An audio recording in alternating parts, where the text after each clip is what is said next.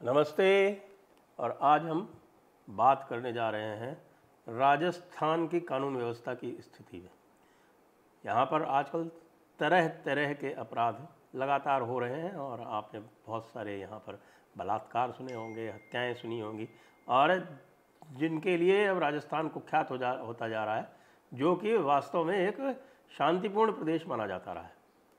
और उसका जो लेटेस्ट है, अभी आपने सुना होगा, एक दौसा में किसी डॉक्टर ने इसलिए आत्महत्या कर ली थी क्योंकि उसके विरुद्ध 302 का केस बना दिया गया, क्योंकि वहाँ पर एक कोई पेशेंट उसके अस्पताल में मर गई और उसमें राजनेता उसमें इन्वॉल्व है, और वो राजनेता भी जो बताए जा रहे हैं वो दोनों पार्टियों से।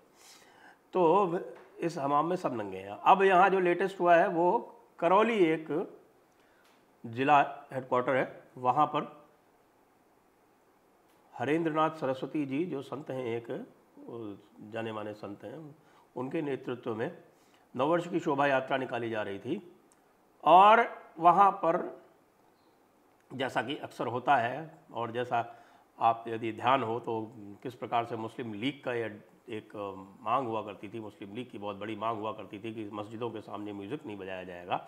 तो वो अब स्वतंत्र भारत में भी वही मांग आपको जगह जगह सुनाई पड़ने लगी है। और उसके चलते हुए जब एक मुस्लिम बाहुल्य क्षेत्र से शोभा यात्रा निकल रही थी तो उसके ऊपर मस्जिद से पथराव कर दिया गया।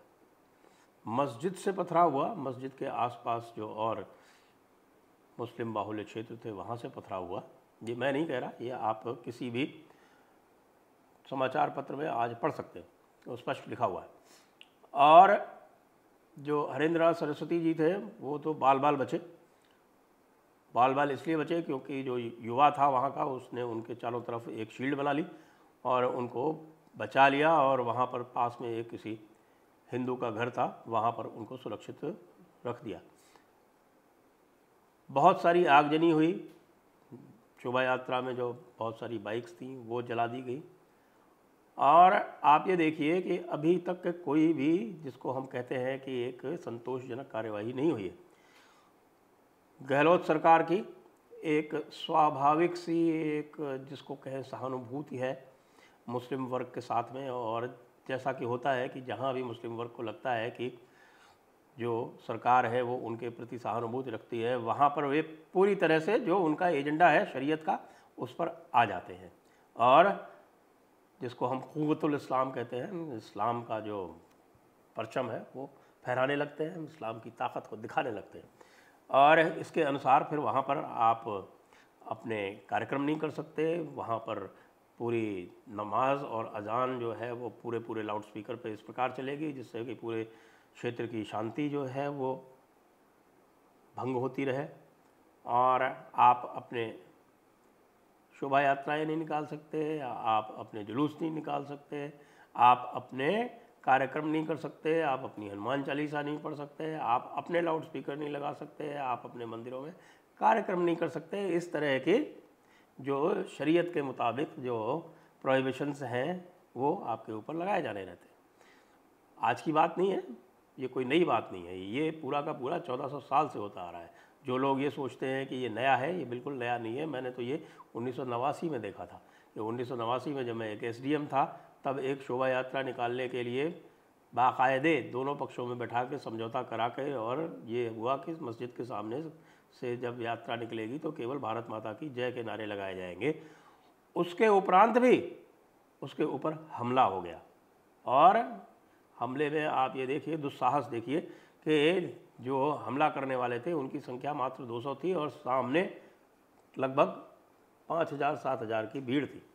और उसके बाद भी जैसा सरकारें करती हैं और जैसा यहाँ करौली में हो रहा है, और हम मांग करते हैं कि करौली में जिस प्रकार से किया जा रहा है कि बैलेंसिंग आउट की जा रही है कि दोनों पक्षों के लोगों को बराबर बराबर मात्रा में गिरफ्तार किया जा रहा है। क्यों भाई, ये क्या मंकी बैलेंसिंग होनी है?